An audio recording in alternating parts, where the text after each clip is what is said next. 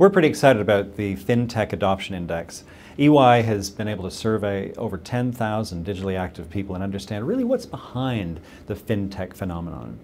There's been a lot of buzz around FinTech as an emerging tech sector aiming to erode some of the value chain of traditional players, but we really wanted to understand what was driving adoption.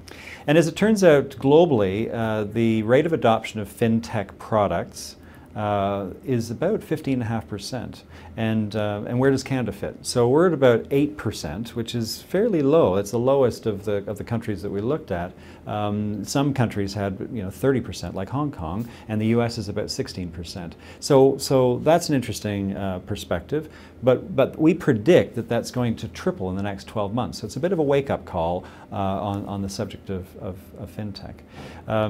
Why is adoption low in Canada relative to other jurisdictions? Well, the reason is awareness.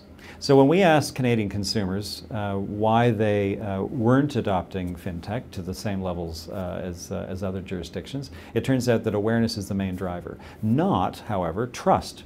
So it's interesting that trust is not preventing the adoption of FinTech as much as maybe you would think, given our dominant traditional players in this market. What's driving Canadian adoption of FinTech? It's the ease of setup. So the ease of signing on to a FinTech provider, using some of the products in the early days, that's what's driving the adoption, followed closely thereafter by lower fees. So again, that's a bit of a wake-up call for traditional players. So what should they do?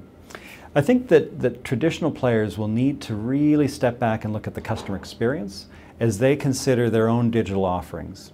And they need to think about enhancing the customer onboarding process, the flexibility of some of their products and services, and some of the fees that they charge. It's a tall ask, but it's something that they really need to consider before these new entrants do.